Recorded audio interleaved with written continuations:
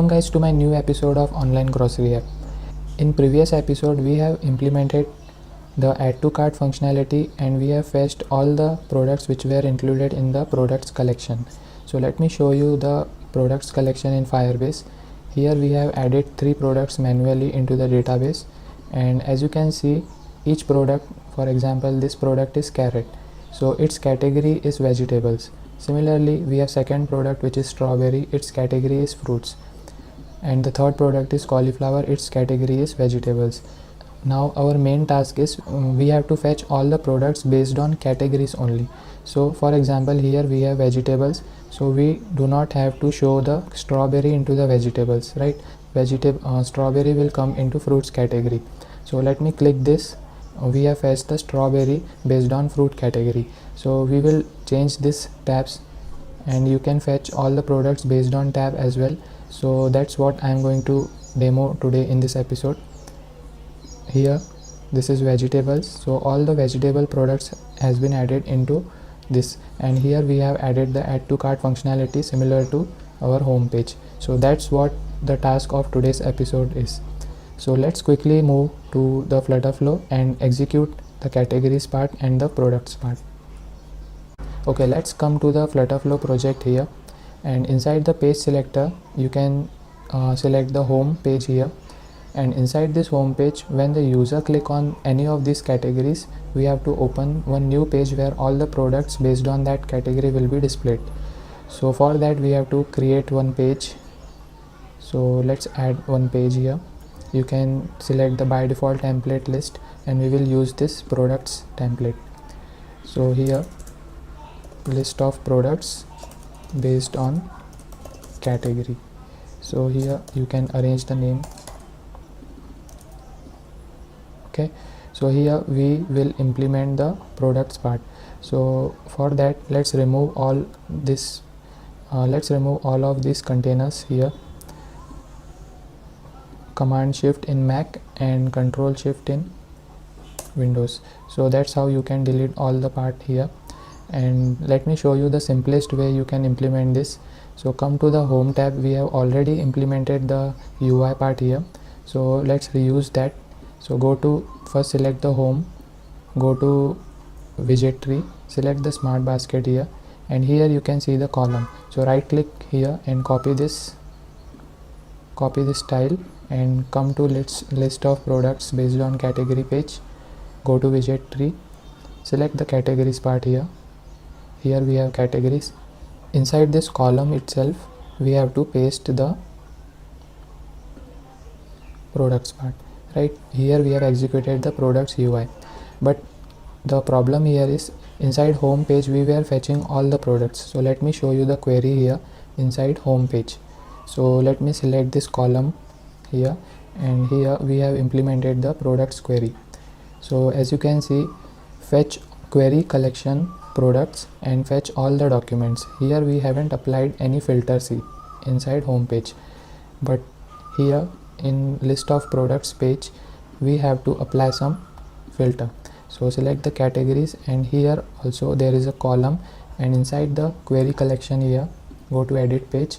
Here also we are fetching query collection products list of documents. This query is being copied from home. Right now here we have to apply one filter, and what filter will be, we have to match the category. Okay, here we will match the category, but the category name is not being passed here, right? So for that again we have to cancel this and go to home page.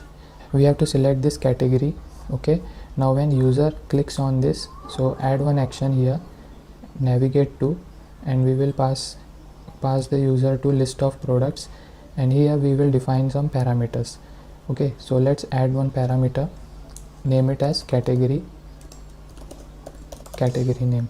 And what will be the category name? Confirm it. Okay, so that's how we will pass it to list of products. Now let's come back to the list of products page, and here we have to change the query. Select the column here and edit it. Okay, add some filter.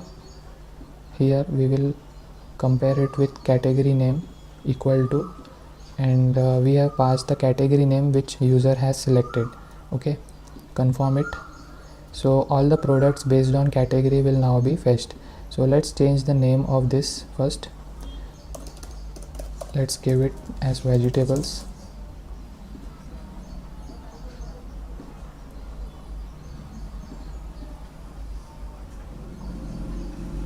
Or rather we can remove this as well, and here we will apply the category name simply. Okay, whatever the category will be, that will be displayed here. So let's run this quickly. If you get this, here we have to pass a parameter as well. Navigate to list category. So what will be the category name? So here we will pass the category name simply. Remove this action. Okay, let's run this quickly in test mode. Basically what we have done is, it's simple. When the user click on this category, we have copied the UI of this smart basket. Just we have applied one filter, and which was based on the category name. That's it. That's what we have done. So let's test it quickly. Okay, let's see the demo of the app here. When I click here, no product is being displayed here, and also when I click here, it's not getting back to the main page. So let's add the action here as well. Go to action flow and add navigate back to close. Okay, so that's how we will get back to the main page.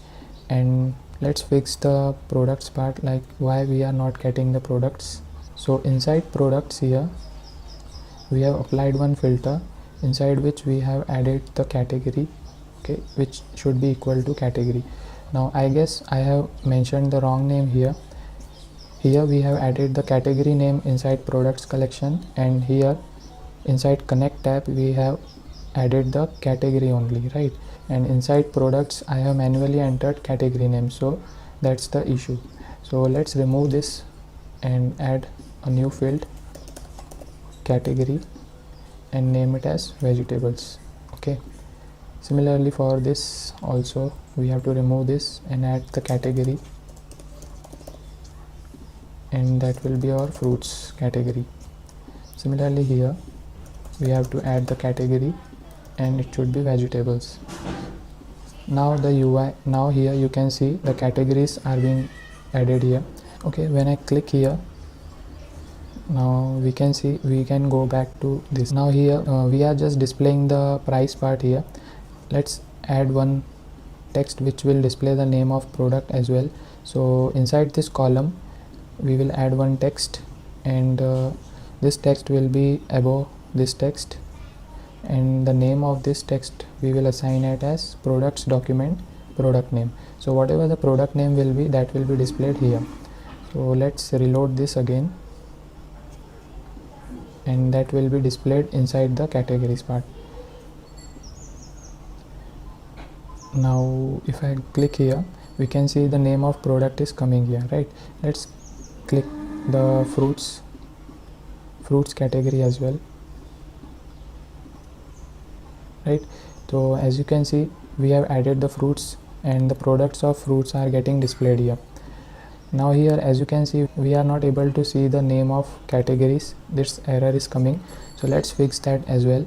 Let's come to the home tab, and let me select the categories so that we can find the row. And here inside row we have this error. So let me quickly fix the size of this container like this. Okay, what's the error?